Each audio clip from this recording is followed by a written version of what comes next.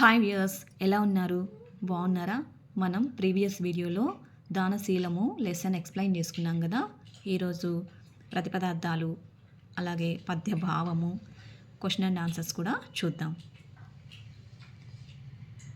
ఇది కులమున్ రాజ్యమున్ పద్యంకు భావం, అలాగే కారే రాజులు ఆ పద్యంకు భావం.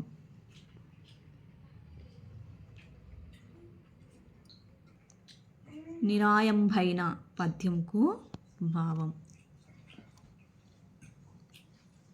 ఇప్పుడు కులమున్ రాజ్యమున్ పద్యంకి ప్రతిపదార్థం అన్నమాట.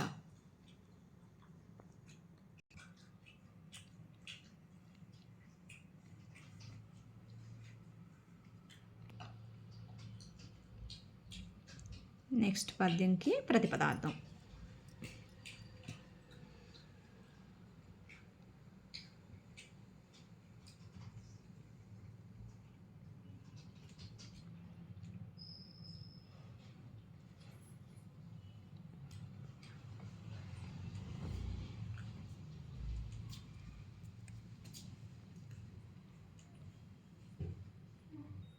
ఇప్పుడు మనం క్వశ్చన్ అండ్ ఆన్సర్స్ చూద్దాము. స్వీయ రచనలో క్రింది ప్రశ్నలకు 5 వాక్యాల్లో సమాధానాలు రాయండి.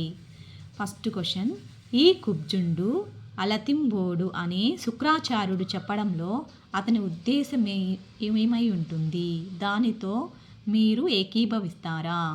దానికి జవాబు, ఈ కుబ్జుండు అలతింబోండు అని శుక్రాచార్యుడు చెప్పడంలో అతని ఉద్దేశం అని అండర్లైన్ చేసుకొని, ఈ కుబ్జుండు అలతింబోండు అనగా ఈ పొట్టివాడు కొద్దిపాటి ధనంతో సంతృప్తి పొందడు. ఇది అని అర్థం. ఆ పొట్టివాడే విష్ణువని 3 లోకాలను 3 అడుగులతో ఆక్రమించి త్రివిక్రముడని గ్రహించిన శుక్రాచార్యులు బలిచక్రవర్తిని దానం ఇవ్వవద్దని వారించాడు.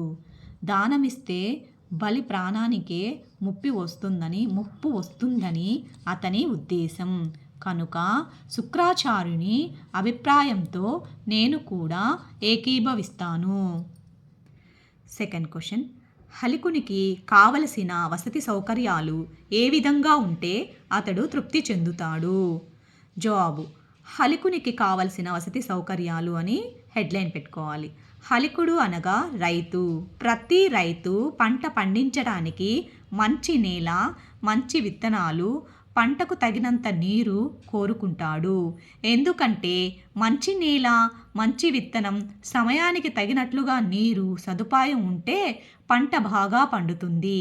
ఇవన్నీ సమకూరితే రైతు తృప్తి చెందుతాడు, దేశ సౌభాగ్యవంతం అవుతుంది. అలాగే పండించిన పంటకు తగిన ధర లభిస్తే రైతుకు ఎంతో సంతోషం కలుగుతుంది. మూడో ప్రశ్న, సిరిమూట కట్టుకొని పోవజాలరే అనడంలో బలిచక్రవర్తి ఆంతర్యం ఏమై ఉంటుంది? సిరిమూట కట్టుకొని పోవం జాలరే అనడంలో బలిచక్రవర్తి ఆంతర్యం అని హెడ్లైన్ పెట్టుకొని, సిరిమూట కట్టుకొని పోవం జాలరే అనగా సంపదంతా పోగు చేసి వెంట పెట్టుకొని వెళ్ళలేకపోయారు అని అర్థం. ఎంతోమంది గొప్ప రాజులు వైభవంగా రాజ్యాన్ని పరిపాలించి సంపదను పోగు చేసుకున్నారు. కానీ వారు చనిపోయినప్పుడు వారి వెంట ఏమీ తీసుకుని వెళ్ళలేకపోయారు.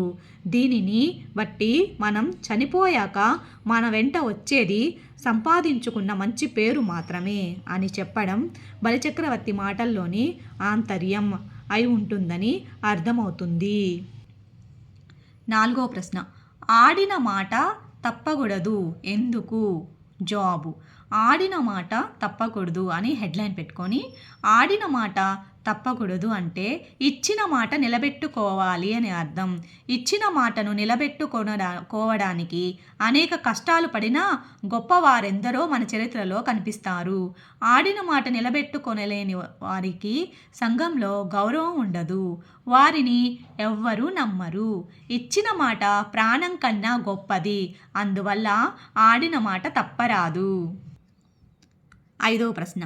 ఈ పాఠాన్ని బట్టి పోతన కవిత్వం ఎట్లా ఉందని భావిస్తున్నారు? లేదా పోతన కవిత్వంపై మీ అభిప్రాయం ఏంటి? మీ సొంత మాటల్లో మీరు రాయొచ్చు.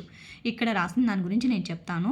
మీరు సొంతంగా కవిపైన ఎలాంటి అభిప్రాయం ఉంది, ఈ లెసన్ అంతా విన్నాక మీకు ఎలా రాయాలనిపించిందంటే అలా రాయండి. జవాబు. పోతన కవితా శైలి అని హెడ్లైన్ పెట్టుకొని, సహజ పండితునిగా పేరు పొందిన పోతన 15వ శతాబ్దానికి చెందినవాడు. పోతన కవిత్వం సరళమైన భాషలో శబ్దాలంకారాల సొగసుతో పండిత పామర జనరంజకంగా ఉంటుంది. ప్రసన్న మధురంగా గంగా ప్రవాహంలా సాగుతుంది. ఉదాహరణకు ఈ పాఠ్యాంశమైన దానశీలంలో కారే రాజులు రాజ్యములు గలుగవే అన్న పద్యం చూసినట్లయితే ఎంతో సరళంగా సుందరముగా పామరులకు సైతం ధారణకు అనువుగా ఉంటుంది. నిరాయంభైన నిబంధనమైన అనే పద్యంలో గల ప్రాసాలంకారం చెవులకు ఇంపుగా ఉంది. ఏది ఏమైనా నేను ఆడిన మాట తప్పను అనే మాటలు హృదయ రంజకంగా ఉన్నాయి. పోతన రచన భక్తిరస ప్రధానంగా సాగుతుందని చెప్పవచ్చు. ఇందుకు ఉదాహరణగా గజేంద్ర మోక్షం, రుక్మిణీ కళ్యాణం, ప్రహ్లాద చరిత్రలోని పద్యాలను చెప్పుకోవచ్చు. పోతన రచనా శైలి మధురాభక్తి తరువాతి కవులకు ఓరవడిగా నిలిచాయి. పోతన గారి కవిత్వం పుష్పకోమలం, భక్తి మధురం, భక్తి బంధురం. అలాగే ఇప్పుడు 10 వాక్యాల ప్రశ్న. నేటి సమాజానికి దాతృత్వం గల వ్యక్తులు ఆవశ్యకతను తెలపండి. నేటి సమాజానికి దాతృత్వం గల వ్యక్తుల ఆవశ్యకత అని హెడ్లైన్ పెట్టుకొని, దాతృత్వం అనగా దానగుణం. దానగుణం ఉన్నవారిని దాతలు అంటారు. ఇతిహాసాలు పురాణాల ప్రకారం కర్ణుడు, శిబి, బలి గొప్ప దాతలు. నేటి సమాజానికి కూడా ఇట్లాంటి దాతృత్వం గల వ్యక్తుల ఆవశ్యకత చాలా ఉంది. ఎందుకంటే సమాజంలో పేదరికం, నిరక్షరాస్యత, నిరుద్యోగం మొదలగు సమస్యలున్నాయి. పేదరికం వల్ల రోగాలకు చికిత్స చేయించుకోలేని అభాగ్యులకు, విద్యకు నోచుకోలేని బాలలకు ఉపాధి అవకాశాల కోసం తిరిగి యువతకు దాతల అండ ఎంతో అవసరం. కరువు, వరదలు, భూకంపం, సునామీ మొదలైన ప్రకృతి వైపరీత్యాలు వచ్చినప్పుడు మానవత్వంతో ఆదుకునే దానశీలులు అవసరం. ఈ విషయం బిల్గేట్స్ లాంటి వ్యక్తులు సంపన్నులకు ఆదర్శం కావాలి. ప్రతి మనిషి దానగుణాన్ని కలిగి ఉంటే సమాజం అభివృద్ధి చెందుతుంది. దానశీలం పాఠ్యభాగ సారాంశాన్ని సొంత మాటలలో రాయండి. దానశీలం పాఠ్యభాగ సారాంశం. పరిచయం. ప్రస్తుతం పాఠ్యభాగం పోతన రచించిన ఆంధ్ర మహాభాగవతం నుండి గ్రహించబడింది. నెక్స్ట్ హెడ్లైను బలిచక్రవర్తి గుణగణాలు అని పెట్టండి. బలి రాక్షసుల చక్రవర్తి, గొప్ప దాత, కీర్తిమంతుడు, అడిగిన వారికి లేదనకుండా దానం చేసే స్వభావం కలవాడు. ఎన్ని కష్టాలు ఎదురైనా, పేదరికం వచ్చినా, ధన ప్రాణాలు చేటు వచ్చినా, చివరికి మరణమే సంభవించిన ఆడిన మాట తప్పనని స్వభావం కలవాడు. వామనుడు దానం కోరుట. అది హెడ్లైన్ పెట్టండి. దేవతలను ఓడించి స్వర్గలోకాన్ని ఆక్రమిస్తాడు. దేవతల కష్టాలు తీర్చడానికి విష్ణువు వామనావతారంలో బలిచక్రవర్తి యాగం చేసే ప్రదేశానికి వెళ్ళి 3 అడుగుల నేల దానం ఇమ్మంటాడు. బలి శుక్రాచార్యుల సంభాషణ అని హెడ్లైన్ పెట్టాలి. రాక్షసుల గురువైన శుక్రాచార్యుడు వచ్చినవాడు సాక్షాత్తు విష్ణువు.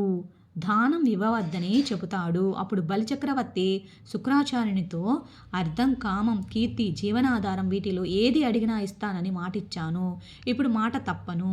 రైతులకు మంచి నేల విత్తనాలు దొరకడం ఎంత కష్టమో, దాతకు తగినంత ధనం, తగిన గ్రహీత దొరకడం అంతే కష్టం. కానీ నాకు అలాంటి వ్యక్తి లభించాడు. పూర్వం నుండి రాజులున్నారు. వారెవరెవరో సంపదలు మూట కట్టుకొని పోలేదు. పేర్లు మనకు తెలియదు, కానీ శివి చక్రవర్తి లాంటి వారిని మర్చిపోయారా? ఎంతో పుణ్యం చేస్తే కానీ కనిపించని ఆ విష్ణువు నన్ను అడుగుతున్నాడు, నాకింకేం కావాలి అని పలుకుతాడు. బలి తను ఇచ్చిన మాటను గురించి చెబుతూ ఎన్ని కష్టాలు ఎదురైనా వచ్చిన వారు త్రిమూర్తులు ఎవరైనా మాట మాత్రం నేను తప్పననేసి చెప్తాడనమాట. అదే ఇక్కడ రాసింది, మాట తప్పనన్నాడు. వామనునికి దానం ఇచ్చుట అని మళ్ళీ హెడ్లైన్ పెట్టి, వామనుని ఆహ్వానించి భార్య తెచ్చిన కలశంలోని నీటితో పాదాలు కడిగి నెత్తిపైన ఆ నీటిని చల్లుకున్నాడు. బలి వామనుణ్ణి అనేక విధాలుగా శృతించి 3 అడుగుల నేలను దానం చేశాడు. బలి దానగుణాన్ని పంచభూతాలు దశదిక్కులు పొగిడాయి.